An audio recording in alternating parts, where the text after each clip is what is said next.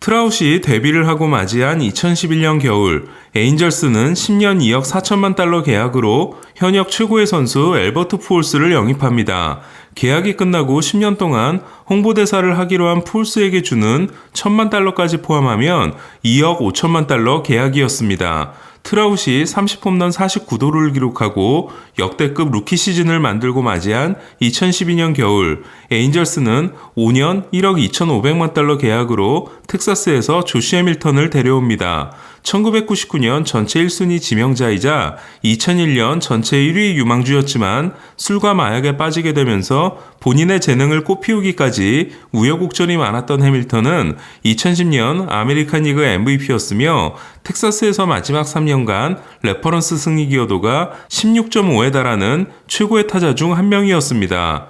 첫 두 시즌 모두 미겔 카브레라에게 밀려 MVP 2위를 했던 트라웃이 첫 리그 MVP가 된 2014년, 에인절스는 아메리칸 리그 승률 1위가 되고 5년 만에 포스트 시즌에 진출합니다. 하지만 2014년은 푸올스와 해밀턴의 하향세가 본격적으로 시작한 해였습니다.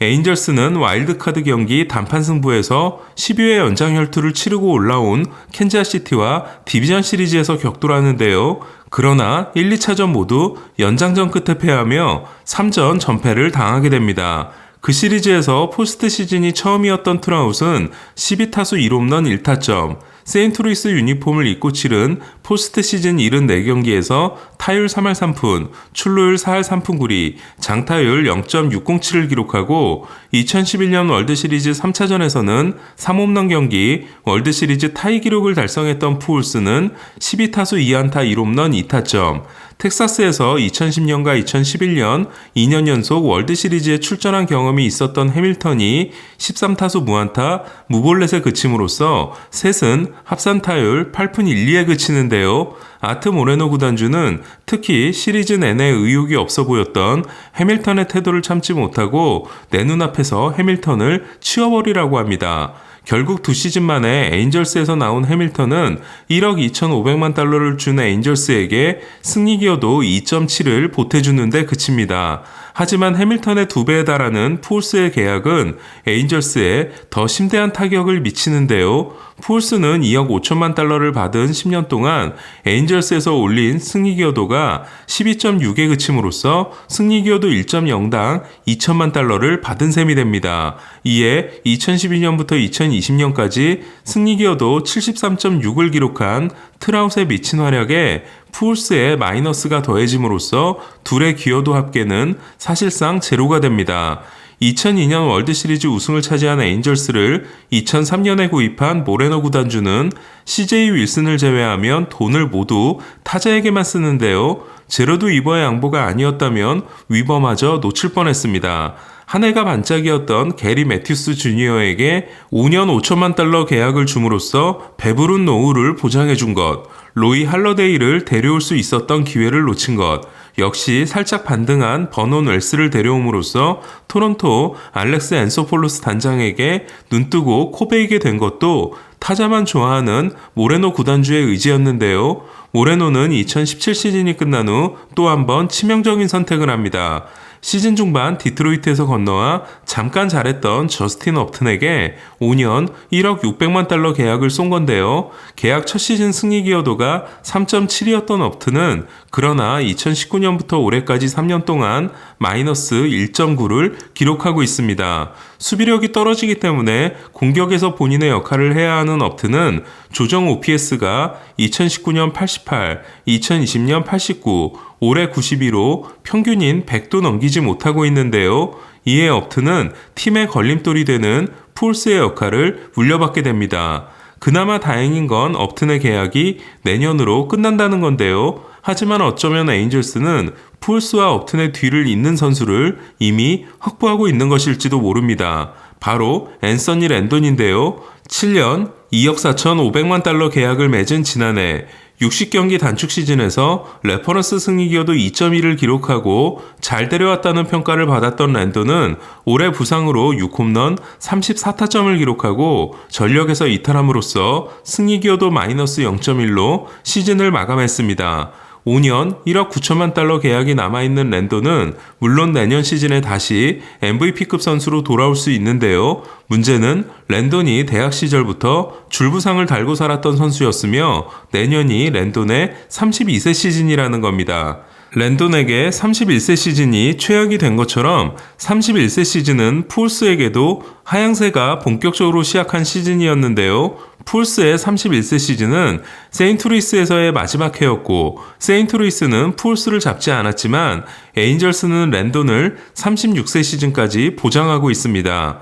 또 다른 걱정은 트라웃인데요. 팬그래프 계산 공식에 따르면 지난해까지 1억 5,300만 달러를 받고 5억 8천만 달러치 활약을 한 트라웃은 올해 처음으로 몸값을 해내지 못한 시즌이 될 것으로 보이는데요. 절묘하게도 트라웃의 하락과 동시에 오타니라는 또 다른 괴물이 출연했습니다. 이에 올해 연봉이 300만 달러인 오타니는 벌써 5,700만 달러치 활약을 했는데요. 그러나 오타니는 올 시즌이 끝나면 FA까지 2년밖에 남지 않게 됩니다. 오타니를 반드시 붙잡아야 하는 에인절스는 랜돈에게 보장한 액수가 1억 9천만 달러, 트라웃에 주기로 한 돈이 3억 3천만 달러로 둘이서만 한 해에 7,500만 달러를 받아가는데요. 여기에 오타니에게도 연평균 3천만 달러를 넘는 계약을 주게 된다면 평균 연봉이 3천만 달러를 넘는 특급 에이스를 영입하는 게 불가능해집니다. 결론은 이렇습니다. 에인절스는 푸올스 때문에 트라웃의 전성기를 낭비했다. 그리고 이제는 오타니의 전성기를 낭비하고 있다.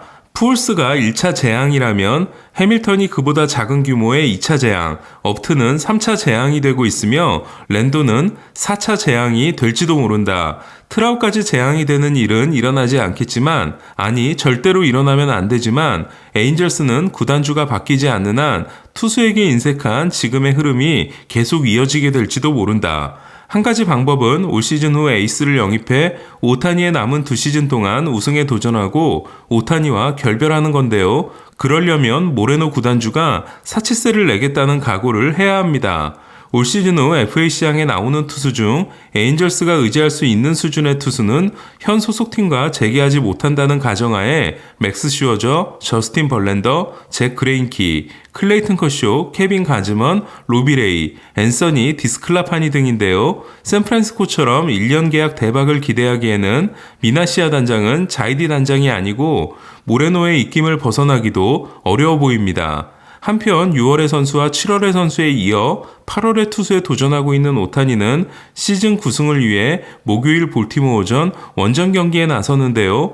오타니는 현재 홈런 메이저리그 1위, 장타 메이저리그 1위, 장타율은 타티스에 이은 메이저리그 2위, OPS는 타티스와 게레로에 이은 메이저리그 3위, 타점은 메이저리그 4위, 도루는 메이저리그 7위로 심지어 도루까지 탑10에 이름을 올리고 있습니다.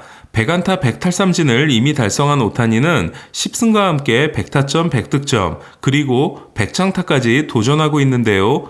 50홈런과 100장타를 달성하면 오타니는 1921년 베이브루스, 1932년 지미 팍스, 그리고 단축 시즌이었던 1995년의 엘버트 벨, 루이스 곤잘레스, 세미 소사, 베리 본즈, 2001년 트리오에 이어 역대 7번째 50홈런 100장타를 달성합니다. 여기에 20도루까지 추가하게 되면 오타니는 역대 최초의 50홈런 100장타 20도루를 달성하게 됩니다. 문제는 장타인데요. 120경기에서 70개를 기록한 오타니는 남은 36경기에서 30개를 기록해야 합니다. 6월 16일부터 7월 12일까지 23경기에서 21개를 기록했지만 이후 36경기에서 14개에 그치고 있는 오타니는 100장타 달성은 불가능해 보입니다. 타격에 있어 오타니의 현실적 목표는 홈런 10개와 도루 1개가 남은 50홈런 20도루인데요. 역대 50홈런 20도루 달성자는 1955년 51홈런 24도루를 기록한 윌리 메이스,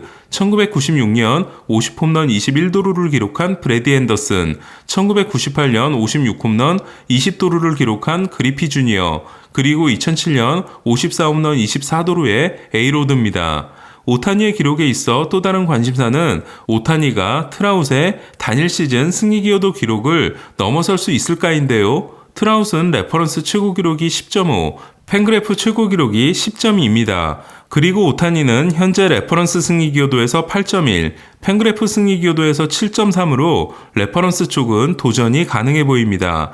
레퍼런스 승리 기여도 순위를 보면 1위는 8.1의 오타니, 2위는 5.8의 웨이드 마일리와 잭 윌러, 4위는 5.7의 마커스 시미언이고 팬그래프 승리 기여도의 경우는 1위는 7.3의 오타니, 2위는 5.9의 코빈 번스, 3위는 5.8인 잭 윌러, 4위는 5.4인 제이콥 디그롬으로 오타니는 두 가지 모두에서 압도적인 1위를 질주하고 있습니다. 내일 오타니는 아직 홈런이 없는 캠든 야즈에서 첫 홈런에 도전합니다. 박효준이 마이너리그로 내려간 피츠버그는 애리조나와 범가너를 상대합니다. 토론토는 호세 베리오스가 로저 센터 활약을 이어가기를 바라며 다저스는 훌리오 우리아스가 돌아와 시즌 14승에 도전합니다. 이상 베이스볼 큐브 김영준이었습니다.